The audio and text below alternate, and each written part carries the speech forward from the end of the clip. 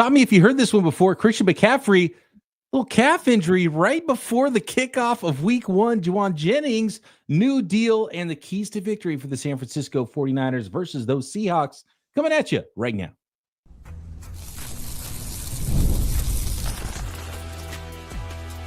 You are Locked On 49ers, your daily San Francisco 49ers podcast, part of the Locked On Podcast Network, your team every day.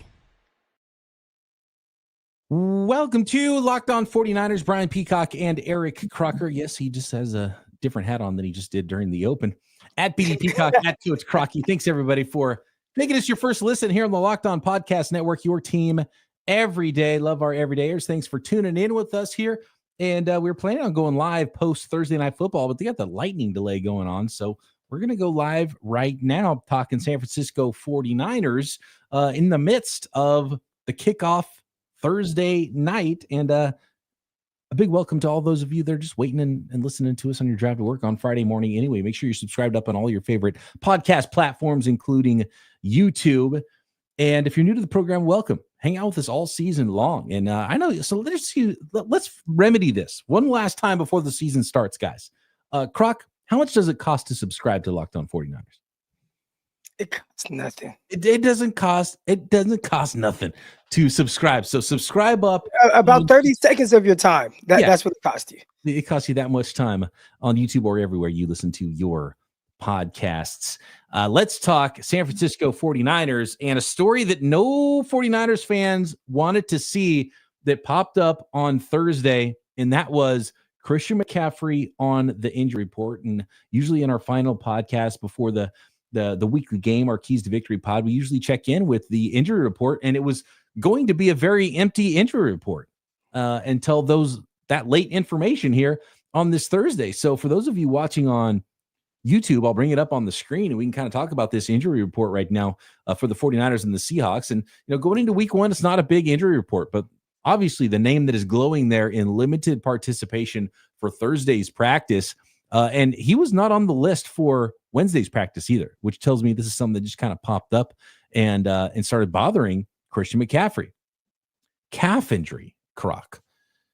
And if I'm not mistaken, last offseason, before we realized it was really Achilles tendonitis, wasn't Christian McCaffrey's injury listed as a calf injury? And so that is, you don't want to sound the alarms or anything or make a bigger deal about it than it is. And it's not that he didn't practice. It was only limited participation, as were a few other 49ers we'll talk about. But you hate seeing days before the season kicks off, Christian McCaffrey pop up on the injury report with a calf injury. It is worrisome. Anytime I hear about a lingering calf injury, right, especially to this extent, I think back to a few years ago. There's a guy by the name of Kevin Durant on the Golden State Warriors. And he was having some kind of calf injury that he was trying to work through, and he sat out for a couple games, and then he came back. And he's exerting all this energy, and the next thing you know, boom, we see really looked like his calf exploded. But it was him rupturing his Achilles. And I hope that I'm going to knock on wood here. I hope that's not going on with Christian McCaffrey. Obviously, this is something that he attempted to play through last season until they just kind of put him on the shelf. But it's a little worrisome to see that it just continues to pop up. Because, you guys all know the old saying, where there's smoke, there's fire. And there's definitely smoke with this calf, with whatever he has going on with it. I don't want to overreact. But the fact that this is something that's been going on with his calves, 1 or 2, for over a year now, I can't just shake it off. The big thing for me is, and we didn't see Christian McCaffrey at all during the preseason, and we know he works hard and works out hard, and there were good reports on him during camp, and then some other reports that said he looked like, maybe he has lost a half a step or whatever. And you take those with a grain of salt. I didn't get my eyes on Christian McCaffrey at all since he last played for the 49ers. So I don't know what he looked like during camp, but you hope that it wasn't a situation where, okay, things got real. We're ramping up for week 1. Christian McCaffrey didn't do a lot in the team sessions throughout camp and at all through the preseason games. And then during the ramp up period, he finds out, it's still there and I can't ramp up. to where I need to be to start the season. That's what you hope it really isn't. And you hope it's just nothing. And limited is better than no practice. And so we'll get more information, no doubt. He was supposed to speak to reporters on Thursday and didn't because of this injury. So that it's not nothing. It's not a big deal yet, Croc. But Christian McCaffrey was going to be one of the keys to victory for the 49ers, and still is one of the keys to victories for the 49ers here when we get into how the Niners are going to beat the Seattle Seahawks in week 1. So that is absolutely not something that 49ers fans wanted to see. Jauan Jennings still listed as limited participant coming back from his calf injury and a brand new contract. I want to talk a little bit more about that contract.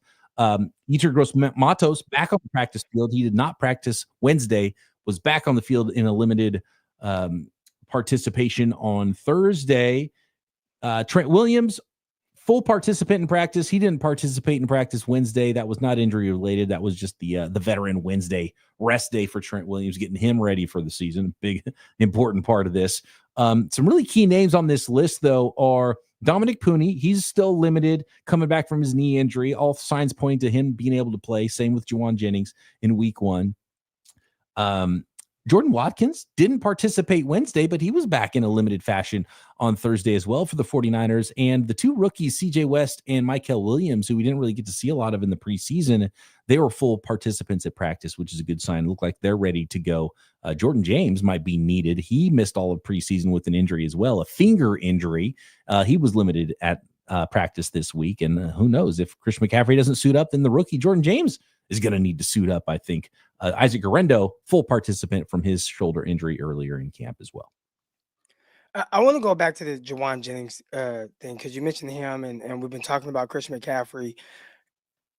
Jauan Jennings has had a lingering calf injury too, and people have talked about it. This is something that he kind of dealt with a little bit last preseason, but he also went on to play 15 games, so you don't worry as much about it. Christian McCaffrey played 4 games last season. And in those 4 games, he was only averaging 50 yards rushing per game. So that would be on pace to be less than 1,000 yards. So that's someone that's clearly not himself.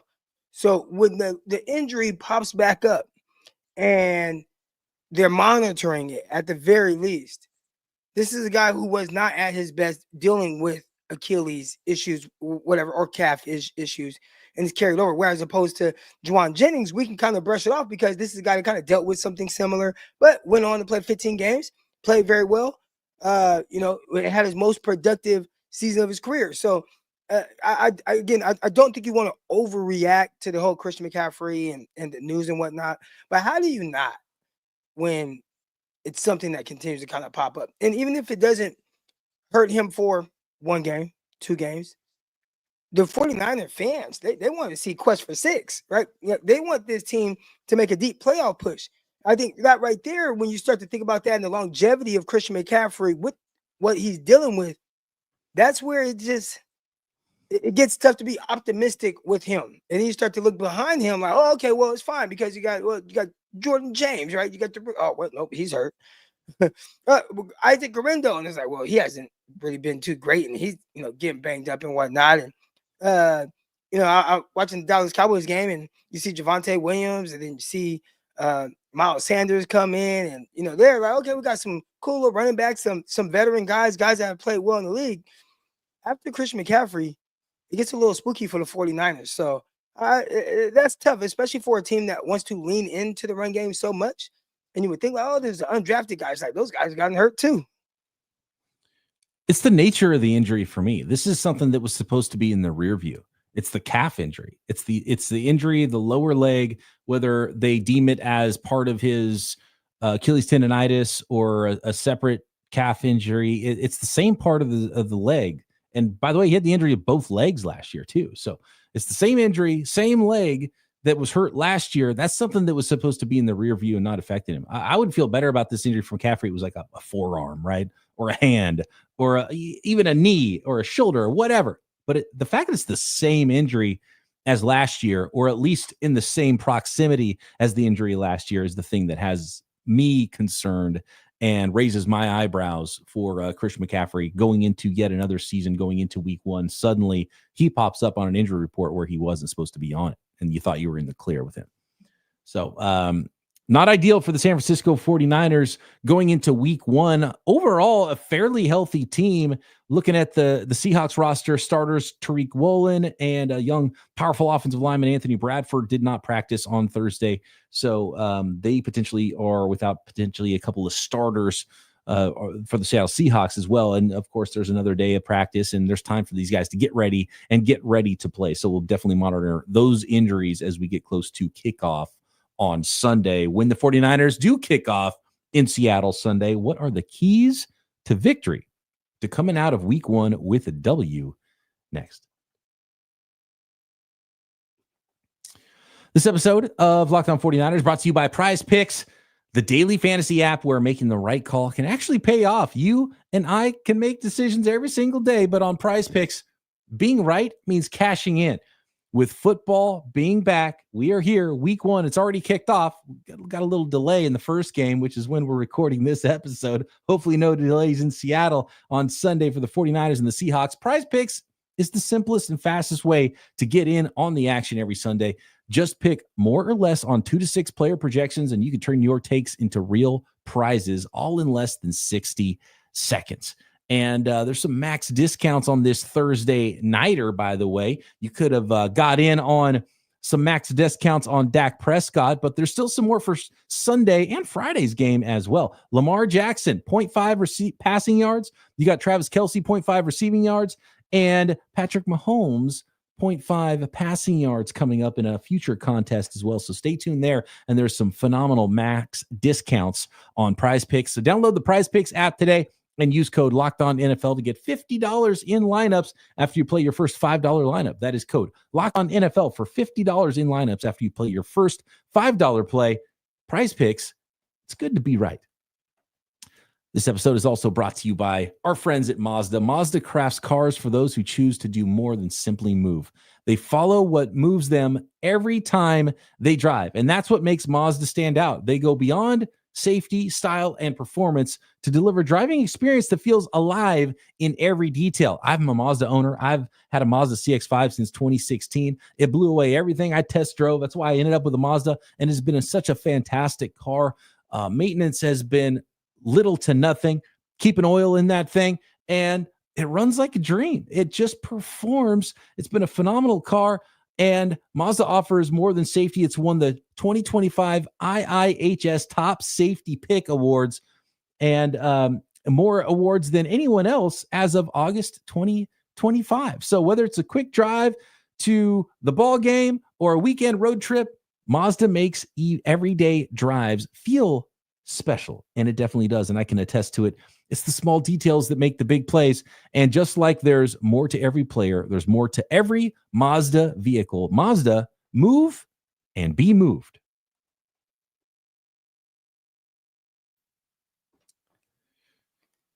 All right, Croc, 49ers, Seahawks in week one. I got to bring up the run game because that was one of my keys to victory. Looking at a Seattle defense in the image of the Baltimore Ravens against the San Francisco 49ers offensive line. Hopefully Christian McCaffrey is the one that is out there. It's been the identity for Kyle Shanahan and the 49ers. Play balance, stay in front of the sticks, run the football, and work everything off of that. And I do believe the Seattle Seahawks have kind of built this thing in a, I don't want to over exaggerate it, Croc, but doesn't it feel like when you look at the Seattle Seahawks roster, how they built this thing, they've built their entire team to beat the San Francisco 49ers. And they're pretty good up front on defense, and they want to stop the run first. It looks like that's what they're trying to do. And, their defensive coordinator coming over, he's been coaching terrific defenses. You start to see it kind of coming together for him as he continues his tenure with the Seattle Seahawks. I think for me, even bigger than how they built their team, or one of the keys to victory has to be being disciplined. And the 49ers typically don't have these kind of issues, but, watching the Dallas Cowboys and Philadelphia Eagle game, and to this point, I think the first stop just happened, right before the delay. And that was a fumble by Miles Sanders as the Cowboys were really trying to go on to score. Cowboys offense been clicking, Eagles offense as well. But one thing that really made it difficult for Philadelphia Eagles is their best player, Jalen Carter, he spit on Dak Prescott before the game. I mean, there was an injury on the field on the opening kickoff. He gets over there, he's talking smack, whatever, and he spits on, like, you can't. I don't like calling people idiots, but that was very idiotic. Yeah, that was very idiotic. So, and then Miles Sanders, not Miles Sanders, the number 3, the other kid from Florida, Georgia, that they just drafted. Nolan Smith. He gets a tackle in the backfield, and he gets up and he stands over the guy, puts the guy between his legs. Flag. What are you doing? I hope the 49er players are watching this game and understand. And I believe that they've been coached up very well by Kyle Shanahan. But you cannot do anything to hurt yourself. Like Christian McCaffrey, limited participant. Maybe he gets fooled by the time the game starts. I don't know, but he's limited. We saw the long list of guys that are either limited or didn't participate at all.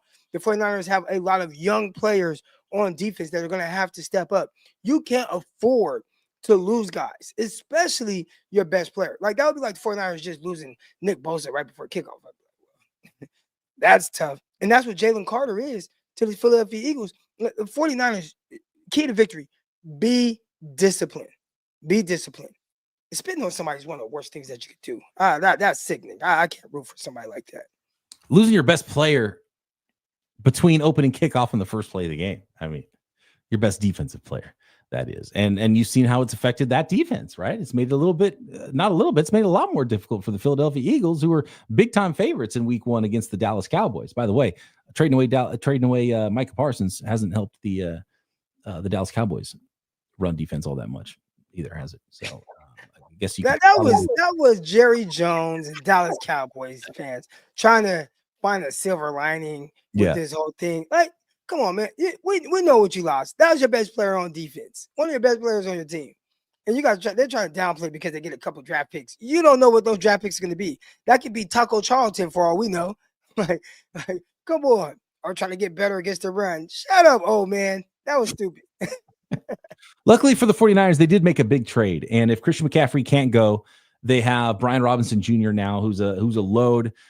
They have hopefully the rookie in Jordan James is going to be ready to play, along with the second-year guy in Isaac Guerrero, who obviously has some speed and provides some game-breaking ability in sort of a committee if Christian McCaffrey is not able to go. Hopefully Christian McCaffrey can go, and the run game is good for the 49ers. But the Seattle Seahawks are built as a team that could challenge the 49ers, make things difficult. And they've proven that they can make things difficult on the 49ers in the run game. I expect a better year from second-year former first-rounder Byron Murphy, who's the guy that started in front of Alfred Collins. Alfred Collins didn't start for 4 years at Texas. Why? Because guys like Byron Murphy were in front of him. Leonard Williams, one of the most underrated players maybe in the entire NFL, right? And he's one of the few guys where you could say, you know what, we're okay with a matchup going up against Trent Williams because we have a guy named Leonard Williams. I don't know if they're related, but they got some kind of shared DNA with how just ridiculously monstrous and powerful and big those guys are. So that's a really good matchup to watch in a key matchup if Trent Williams is lined up over Leonard Williams and, Jaron Reed, and they brought over Dexter Lawrence, and they got a lot of players up front, the Seattle Seahawks. And so the 49ers identity is run the football and make everything work off of that. And it'll be even more difficult if Christian McCaffrey's not out there. Key number one for me is that run offense against that Seattle Seahawks powerful front. I'm excited to watch Brian Robinson. And we talked about all the players behind CMC that have been banged up, but that's a guy right now that's healthy and ready to go. And 49ers probably going to give him a big opportunity. I hope with this injury to CMC, even if he does play, Kyle Shanahan kind of splits up some of the touches there, right? Don't have Christian McCaffrey have 20 carries. Now, again, it's hard to have a lot of confidence that Kyle Shanahan is going to take the load off of him because we've seen this, right? We know how it's going to go. Yeah, Elijah Mitchell going into a game like duct taped together, and it's like, hey, broken finger, bum knee, broken ribs. And it's like, all right, let's take it easy. It's like, 27 carries in a blowout win for the 49ers. So, Christian McCaffrey clearly has something going on. Let's split those touches up a little bit. Limit him to about 10 carries. And if he happens to get 5 catches, that's cool. So about 5 15 touches on the game. I think that would be kind of the sweet spot. And a guy like Robinson pick up some of the other slack and get about 10 carries. I think that would be ideal for the 49ers. And look, Kyle Shanahan's offenses have always been able to run the ball. I've talked earlier this offseason about how Jordan Mason had better yards per carry in his career than Christian McCaffrey does, right? And people forget about that last year. It's McCaffrey's ability to be positionless and his ability as a receiver, which is what I was excited to see in week 1, especially with the 49ers a little bit light on receivers. They brought a lot of veterans in now, but obviously McCaffrey is out. Hopefully Jauan Jennings is ready to play with Ricky Pearsall. But I think that was one of the other things that I'm talking about for keys to victory on the offensive side for the 49ers is the playmakers catching the football, right? And so more and more, this is feeling like a big time George Kittle game, Croc. And I know you got thoughts on George Kittle. I've got more thoughts on George Kittle, how the Seahawks match up against George Kittle next, and more keys to victory for the 49ers against the Seattle Seahawks in week 1. This episode of Locked On 49ers is presented by DoorDash. It's almost the weekend. Time to look back and crown this week's MVP. Who delivered? Powered by DoorDash. Just like you can win every Saturday with DoorDash Streaks, saving more every time you order. These players delivered when it mattered most. So let's break it down. Let's talk about the San Francisco 49ers. And I want to highlight Jauan Jennings, who got in. He came back. He came back from this calf injury, and they got a deal done. And while we might have to say goodbye now to Jauan Jennings next offseason, he got a new deal. I think we probably include John Lynch in this for getting that deal done, getting it over the finish line, and getting a deal that makes everybody feel good. Niners feel good about it. Jauan Jennings feels good about it. He gets to hit free agency next year and chase that $20 million per year. And so John Lynch and Jauan Jennings, they delivered this week in a big way to get him back on the field and get ready to start this season. And they came through, no hesitation. Well, a little hesitation, a little delay. If you're watching week after week, this performance wasn't a fluke because these guys always get a deal done. John Lynch always finds a way to get these deals done, right? So let's talk about DoorDash now. And how about your streak on Saturdays? DoorDash delivers your Saturdays with DoorDash Streaks. You can save every Saturday you order, stack it all up all season, and you can save up to $250, including $100 in DoorDash credits. That's what I'm talking about for your streak on Saturdays when you're watching college football and, potentially late in the season, some NFL football as well. So order this Saturday. Keep the streak alive. Fuel your game day only with DoorDash. Terms apply. Promo period through November 18th. I got to tell you guys about, and you've heard me talk about it over the last few weeks, about Doer. And I've been reaching for my new favorite pants, my Doer jeans, my denim, they're my go-tos. They feel so good. They're so comfortable and they look so good. Doer has 5 times the stretch of traditional denim without looking stretchy. You would see these jeans and they look like phenomenal fitting, stylish jeans, right? But they feel so good. They move in all the ways you need them to. There's a reason why they call them the world's most comfortable pants. Doer just opened a store right here in San Francisco, Hayes Valley. So you can feel the difference firsthand. Go check them out at 567 Hayes Street. Say hi to Marcus. He helped me out. I was in the city this weekend and I stopped into the new Doer store in Hayes Valley. And I left with even more pants and another pocket tee, right? The no sweat pants are also phenomenal. So I got my prime denim and I got my no sweat pants, and they are so comfortable and they will help you out and help you find the right jeans for you. And all you got to do is mention our code in store, Locked On SF, for 15% off your first order, or check them out online too. Shop Doer, DUER.com/LockedOnSF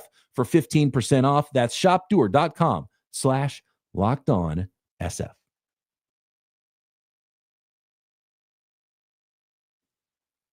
All right, Croc. How important is getting Jauan Jennings back? And on the topic of receivers, knowing now about the calf injury for Christian McCaffrey, we've had this conversation many times about George Kittle. 10 targets, 12 targets, 15 targets.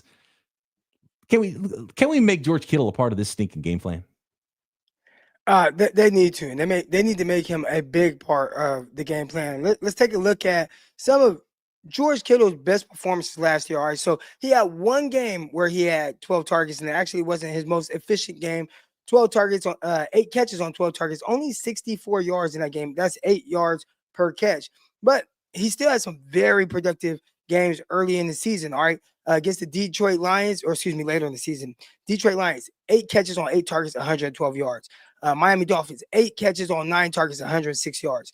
The Chicago Bears, 6 catches on 6 targets, 151 yards. And in games like that, where he's 6 for 6, I feel like he should have more targets. All right. So the 49ers, they're going to have to feed George Kittle to take some of the pressure off of Brock Purdy, right? Like your tight end, essentially, especially if you don't have a running back and maybe you don't have the run game hitting the way you ideally would want to, your tight end is your safety blanket. And I feel like 49ers have a few guys that are quote unquote safety blankets. And I think it starts with George Kittle. And it definitely is someone like Jauan Jennings, who's a big target. And I'm always loving the guys that can make you right when you're wrong. And Jauan Jennings is someone who can do that. You put the ball in the vicinity. He's tough. He's physical. He's aggressive. And he's going to definitely fight at the catch point. I think the 49ers have two guys that can help kind of soften the blow of Christian McCaffrey, maybe not being 100%. You talked about the 49ers run game a minute ago, too, and we know George Kittle is going to help out there. But just as specific matchups go, and the Seattle Seahawks trying to build a team to specifically stop the San Francisco 49ers, was Nick Emanwari part of that? Was that their guy they brought in to try to stop George Kittle, a guy who's 6'4", 220, that can hold up in run support, that can run like the wind and cover George Kittle down the football field? Week 1, year 1, welcome to the NFL, Nick Emanwari. Sounds good on paper. Let's see it. George Kittle maybe not as fast as he once was, but just his physical aggressiveness in which he plays. Nick Emanwari, hopefully I said his name right. He'd never seen anything like that in college. Like in college, you're the aggressor, especially when you're that big, you have that kind of size, and you can run at the safety position. But George Kittle, crafty, understands how to get open, and then just coming down, like blocking and having to get off the blocks of a guy like George Kittle. I think that's going to be extremely difficult for a young guy. And we've seen guys come into the league and they're supposed to be the George Kittle stopper. It hasn't worked. I think Dallas Cowboys had one. And I don't know, George Kittle had like 4 touchdowns and 4 catches. Yeah, whether it's a linebacker, whether it's if Emanwari doesn't start, if he's only a nickel defender, whatever it is, big key, George Kittle for me. I want to go to the other side of the ball, Croc, and talk about the rookies, right? Because that's the Seattle Seahawks identity too. They're going to want to run the ball just like the 49ers want to run the ball, and they actually look really good doing it in the preseason, unlike the 49ers. We didn't really get to see much of the first team for the 49ers, but when the Seattle Seahawks first team was out there and they were playing against other first teams in the preseason, they're running the ball at 5 yards per clip. Kenneth Walker right now is healthy coming into the year, and clearly the 49ers were not a good enough run defending team last year. I think Robert Saleh will be a big part of helping that, and they cleaned house in that front 7, right? And so you got basically 2 guys returning from the week 1 starters last year. It's Nick Bosa and it's Fred Warner. And you have as many as 3 rookies potentially starting on the defensive line. I don't think we'll see all 3 rookies starting on the D-line. Michael Williams will be one of them. Will CJ West get in there? Will Alfred Collins get in there? They're not built to run the passer. These guys were brought in to stop the run, right? And so I think it's huge for the 49ers to stop the run first. They got to be a better run stopping team, better tackling team, better run fits, more stout up front. They were the worst in the league, I think, on defense at making plays at or behind the line of scrimmage as well against the run game. So that's got to change this year under Robert Saleh. It definitely doesn't. You know, Robert Saleh doesn't have the horses that he had the last time that he was coaching the 49ers, but he has his hands full. A lot of different areas the 49ers need to improve on. Man, that red zone defense, someone highlighted in our comments, man, it was just atrocious. One of the worst red zone defenses in all of the NFL. He has to improve in that area, and he has to do it with a lot of guys that just don't quite have the experience that he had when you have DeForest Buckner and Nick Bosa was a rookie, but he was a veteran in the sense of how well he played. Guys like Eric Armstead and you have Fred Warner, and the list goes on with all those guys. They were able to be really good in all areas of the field, a really terrifically good defense. But now, young guys, and there's going to be their lumps. I'd say the big thing is, can the offense hold it down for the defense as they take their lumps being young and just score points? Again, we're watching the Dallas Cowboy Eagle game that's on a rain delay right now or thunderstorm delay, but the Eagles and the Cowboys, both of them are like, well, the defenses aren't getting any stops. We got to score points. And there may be those type of games for the 49ers, and it may start week 1 against Sam Darnold and the Seattle Seahawks. Let's say Robert Saleh, CJ West, Jordan Elliott, Nick Bosa, Mykel Williams, Alfred Collins, D. Winters, Fred Warner. They're up to the task, and they're stuffing the Seattle Seahawks run game, right? Well, now you got third down. 49ers pass rush. That's my last key to victory. And when you look at the 49ers team and you look at, okay, I don't think this one's difficult. Croc, you are a head football coach. If you were playing against the San Francisco 49ers and you were game planning on offense, what would you do? You would have about 9 of your 11 offensive players chipping Nick Bosa on third downs, right? So somebody else has to be able to get to the quarterback. Definitely chip Nick Bosa. So someone else does. I think that's why they brought in Bryce Huff. All right, they brought in Bryce Huff. There we go. Got the name right. I want to call him Brees Hall and all other things. All right, but Bryce Huff, that's why they brought him in. So, be able to come in and sub packages, maybe slide Mykel Williams down to more of a 3-tech pass rush type of guy on those third down situations and get after the quarterback. And Bryce Huff, talk about get to the quarterback. Like, he is going to be one of the big keys to victory. If he can get 1 sack in this game, I think that increases the 49ers' chances of winning this game. And we say chances as if they're the underdogs, which 49ers are the favorites in this game, correct? They're the favorites by, I believe, 2.5 points right now. Yeah. All right. Which means on a neutral field, what are they? 5.5 point favorites. So Vegas feels like the 49ers are the better team. And if they want to look like the better team, you're going to have to get some pass rush productivity from Bryce Huff, a guy that you brought in to do just that and take some of the pressure off of Nick Bosa, who, like you said, everyone is going to be giving a lot of attention to. And look out for maybe a little bit more exotic Robert Saleh than we saw the first time around. And we saw a little bit in the preseason games. He was fond of blitzing that nickel corner in the preseason. And so we'll see if that continues in the regular season. Whispers of flirting with a little bit more of a 5-man front. Do we see that look for the 49ers? But I don't see Robert Saleh sitting back if he can't get home and they're paying a lot of attention to Nick Bosa. I don't think he's going to sit back. He's going to bring extra rushers. And I think the 49ers are going to have to be aggressive in whether it's games up front, whether it's bringing an extra rusher, timing a certain blitz, 5-man fronts, whatever it is, you got to get home and you got to pressure Sam Darnold, because we know that that's what is going to do the trick against Sam Darnold, who's become a pretty good quarterback. But, you got to make him see those ghosts, right, Croc? Still prone to turn the ball over. That's for sure. No doubt. He's definitely seeing ghosts in the postseason. So, whatever the Rams did, and they have a terrific young pass rush there, but you got to get after him. And he becomes a shell of what he has become in the NFL over the past season. Croc, you got any more keys to victory for week 1 before we go? Special teams. 49ers have to be better on special teams. They weren't great last season. Got a new special teams coach.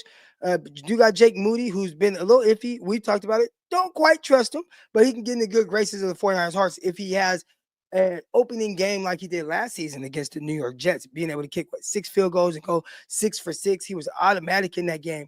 Get back to that. That was pre-injury Jake Moody. We want to see that version of him. He had a game like that, 49ers special teams making tackles. I think the 49ers definitely continue to increase their chances of winning. So Bryce Huff getting a sack, that increases it. Jake Moody not missing an extra point or field goal, I think that increases 49ers chances as well. No doubt. And if this is going to be a game that's decided by 2 or 3 points, special teams is going to play a factor. I don't know how confident 49ers fans are if the Niners are lining up for a game-tying or game-winning field goal at the end of regulation. Whatever happens on Sunday, we'll have it for you here, broken down on Locked On 49ers. Then after Locked On 49ers, a brand new episode of the 49ers Squad Show as well, post-game. So tune in here and make sure you're subbed up on YouTube and everywhere you get your podcasts. And Croc and I back Sunday post-game right here, Rapid React style on Locked On 49ers.